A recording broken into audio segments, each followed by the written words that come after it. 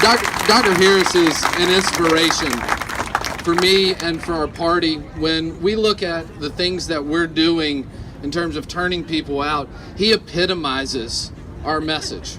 And we're excited to have him running in the 9th. He's got a candidate that's running against him that the Democrats realize that the way that they win, and we hear this from Sarah Verardo, our great volunteer from the military side, that the difference in votes in North Carolina between Trump and Clinton, 93% of that vote came from military veterans. And so it's phenomenal, right? So of course, what do Democrats do? They go and recruit somebody from the military to run for office. Well, we want to honor those that serve in our community, but we know when you go to DC, you're going to vote with your party, and the Democratic Party is not in support of our military. And so Mark, amongst other things, is an enormous supporter of our president, our military, of our grassroots efforts here, and we're honored to have you on our palm card, Dr. Harris. Thank you for being here. Chris. Thank you for getting rid of taking. Thank all of you for being here this evening, and this is incredible. I was asked by the media a few moments ago, what did I see as the significance of all of this tonight? And I said, well, there's several things that are significant about it. One, it speaks to Republicans in Charlotte that are excited about what is happening and excited about the RNC coming in 2020.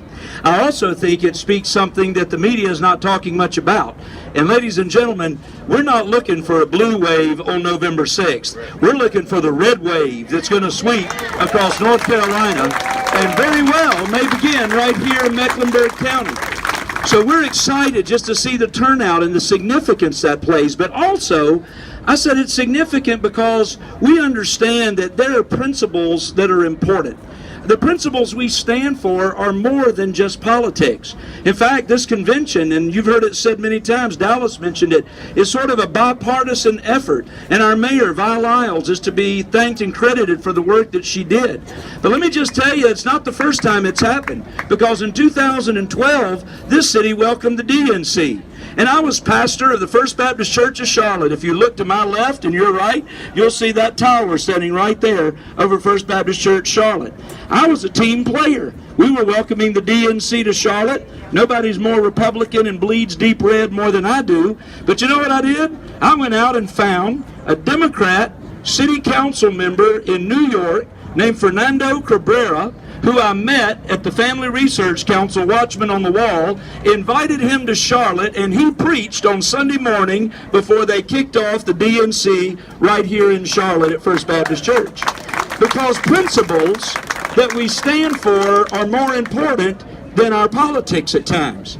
And that's what has made Donald Trump, I think, such a phenomenon. That's what I think has really stood out in this administration, is because he has run on principles. He has run on very simple principles and has been very consistent in putting them out. And as I was asked by a Washington Post reporter today, they said, we're not sure I can make the connection of how so many in the evangelical community support the president. I said, it really comes down to this. They wanted somebody who would do what he said and means what he says and says what he means, and that's what you get in President Trump. And he's demonstrated that. So that's how we're going to win the 9th district. That's how we're going to win every district across North Carolina here for the U.S. House of Representatives. It's how we must hold on to the majority. Listen, Nancy Pelosi, as Speaker of the House, is not acceptable. Agreed?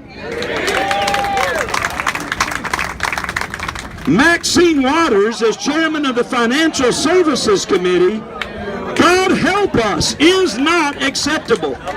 Agreed? 24 seats.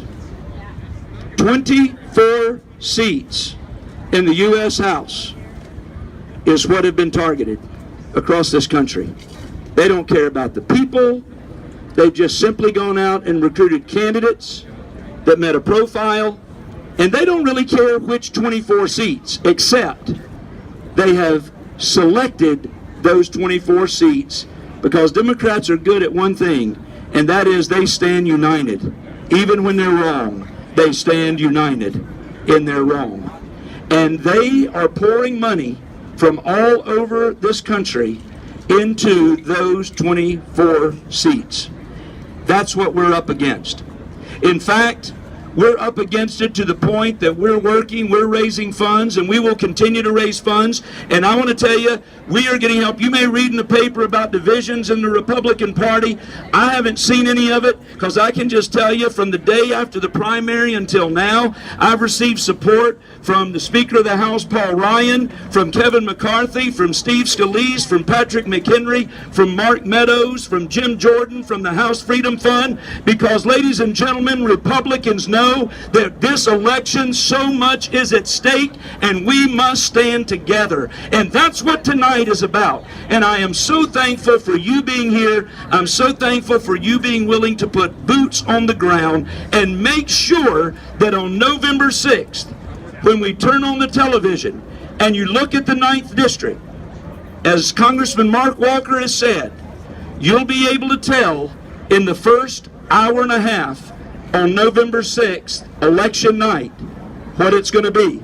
He said if Mark Harris holds on to the 9th District seat and Republicans hold it, it will be a great night for Republicans from the East Coast to the West Coast. That's what's at stake. So I need your help. Thank you for being here. Thank you for supporting the RNC in 2020, and volunteering now to get ready to volunteer then is exactly what we need. God bless you, and God bless America.